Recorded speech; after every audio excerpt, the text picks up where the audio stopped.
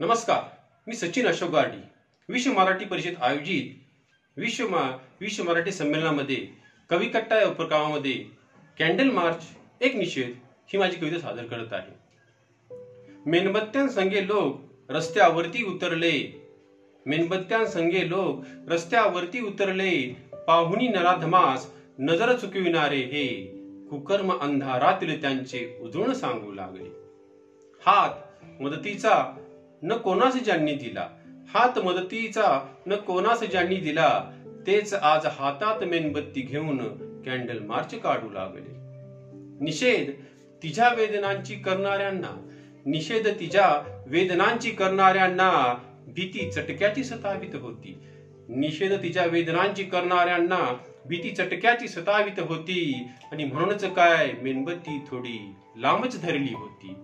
आज कळले मोर्चातील प्रत्येक मेणबत्ती थोडी पुढे झुकूनच का चालली होती. आज कळले मोर्चातील प्रत्येक मेणबत्ती थोडी पुढे झुकूनच का चालली होती. असे नव्हे नराधमास ओळखीत नव्हते कोणी, असे नव्हे नराधमास ओळखीत नव्हते कोणी, पण कळीस चुरगाळे परी का गप्प राहिलो आम्ही. कळीस चुरगाळे परी का गप्प राहिलो आम्ही. न वेगळे केले माणसांतून त्यास, अहो दोषी आहोत हो आपणही. न वेगळे केले माणसांतून त्यास, अहो दोषी आहोत हो आपणही. मोर्चे काढू नये असे न म्हणतो आम्ही, मोर्चे काढू नये असे न म्हणतो आम्ही, पण वेळ मोर्चाची का यावी यासाठी काय करतो आपणही. रक्त सळसळते जेव्हा वेदना तिची राजकीय होते, रक्त सळसळते जेव्हा वेदना तिची राजकीय होते. आणि दुःखास तिच्या हे मोर्चेच रंग देऊन जातात, आणि दुःखास तिच्या हे मोर्चेच रंग देऊन जातात. मेणबत्त्यांपरी निषेध सर्वांचा त्याच रात्री संपतो, मेणबत्त्यांपरी निषेध सर्वांचा त्याच रात्री संपतो. आणि अर्ध्या जळलेल्या मेणबत्ती सोडून मोर्चा निघून जातो, आणि अर्ध्या जळलेल्या मेणबत्ती सोडून मोर्चा निघून जातो.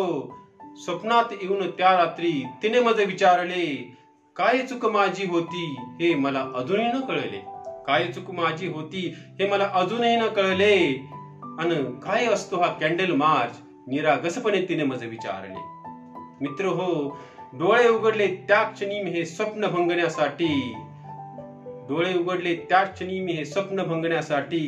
अन उत्तर तिच्या प्रश्नांशी मला अजूनही सुचत नव्हते. आणि कित्येक प्रश्न असे तिचे उत्तराविन अधुरेच राहिले होते, आणि कित्येक प्रश्न तिचे असेच उत्तराविन अधुरेच राहिले होते, अधुरेच राहिले.